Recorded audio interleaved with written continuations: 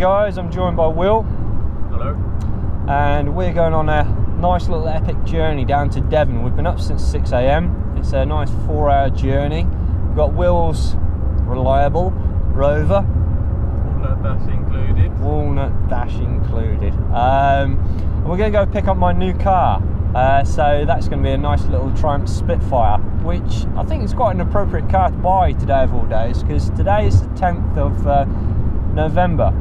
That makes tomorrow the 11th, which is Remembrance Sunday, and it's a little bit of an important one because it's the 100th anniversary of the First World War. So join us on this little epic journey.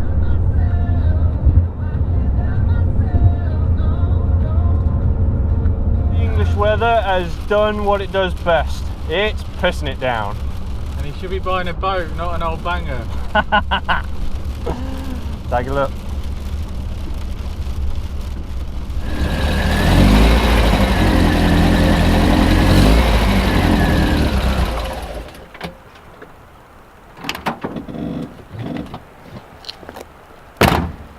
Right, well, done a deal with the guy with the car. It's a nice guy called James, and see, Triumph Spitfire Mark III I brought.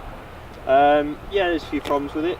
The paint's got orange peel in it. It's a little bit rattly, a little bit bangy, and this is just on our way home. But it was a lovely father to a son who basically had to go and try and restore this car, bring it back on the road from basically just a barn find. They whipped it out of a barn. So far we have had a slight problem with the car. It's only one little minor detail.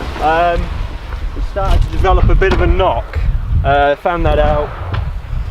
What that was a voltage regulator underneath was just wangling about. So I've just cable tied that up. But yeah, she's a nice machine. So let's get some driving footage of it.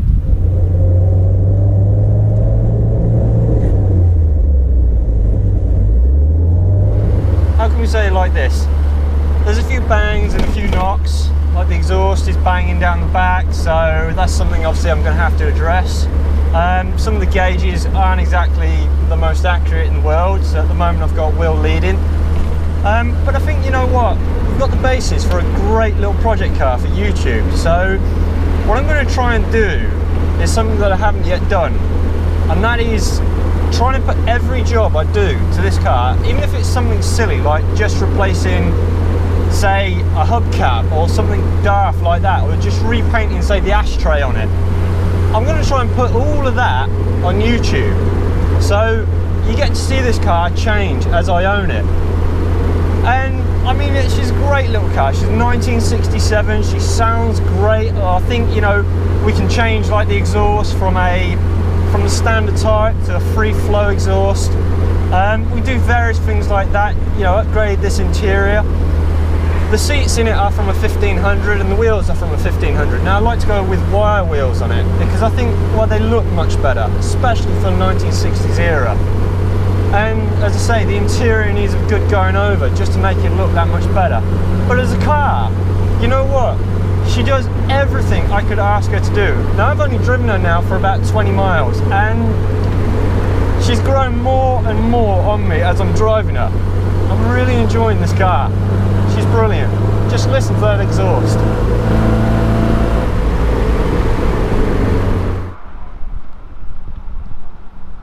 Right, well, there's me singing this car's praises, and yeah, it's broke down. We've totally lost oil pressure. Will's here, a little bit annoyed, and I'm a little bit annoyed, but that's life, you know. So we're currently, where are we? Ilminster Services. Ilminster Services. So we're going to get the rest of this car onto the back of a low loader and get the ROC to take us home. So great stuff. Yeah, long story short, Steve should have bought the boat. I should have brought a boat, yeah. Never mind, that's life.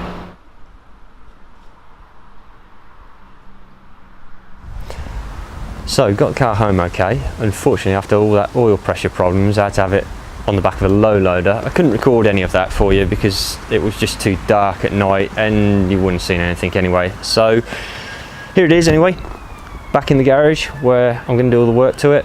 Hopefully get the oil pressure right, She did lose power just before the oil pressure went, so I'm going to look into that, see what that was. Might be a fuel pump, might be a spark issue, not sure. I'm going to look into it and go from there.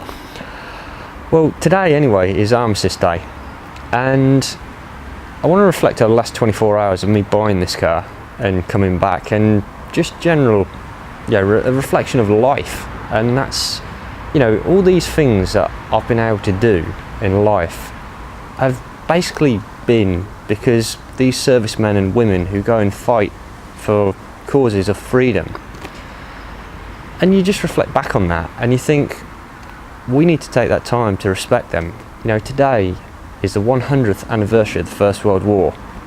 So I've put a little film together at the end of this for you guys to watch and hopefully enjoy watching it. But just take a moment to think about those servicemen and women and the things we do and we just take for granted. And when you put it into perspective, like the last 24 hours, me collecting this car and the world we live in, the freedom that we have, is all because of people like those servicemen and women who are willing to put their lives on the line and go into conflicts such as Afghanistan, World War I, World War II, Iraq, the Gulf War.